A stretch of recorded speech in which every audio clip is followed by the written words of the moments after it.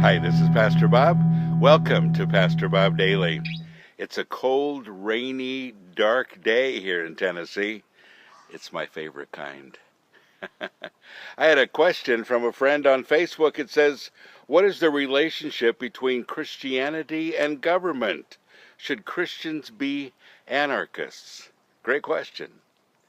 Well, first of all, you all know that for those people living in the United States, that Jesus was a Republican, or not.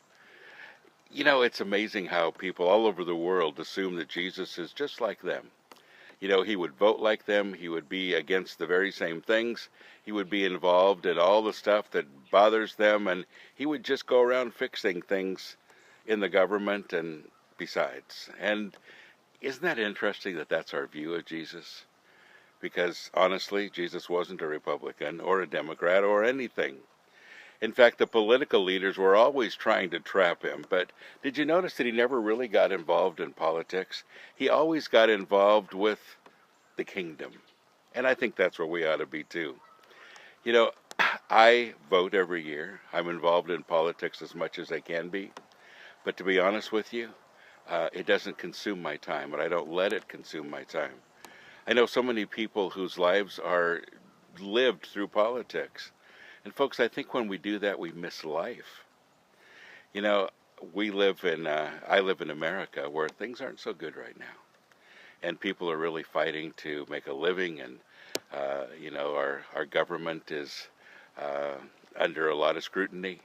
People are dissatisfied all over, and, there's so many things going on, and yet, in the midst of all of that, my life goes on. I continue to meet with people. I continue to enjoy my life.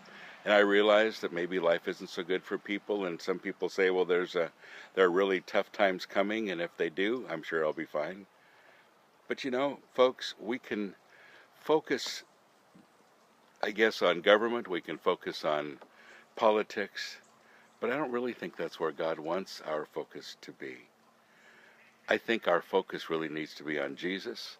Our focus needs to be on the task at hand. You know, the only reason that you and I are still here, if you're a Christian today, is to bring some other people home with us when we go. That's it.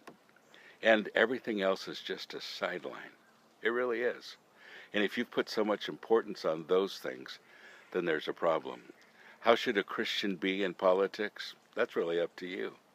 But I'll tell you what a Christian shouldn't be. A Christian shouldn't be so consumed with it that he forgets his role as a Christian here on earth. And that's what I want to encourage you in. And I don't know how you should vote, and I don't want to tell you.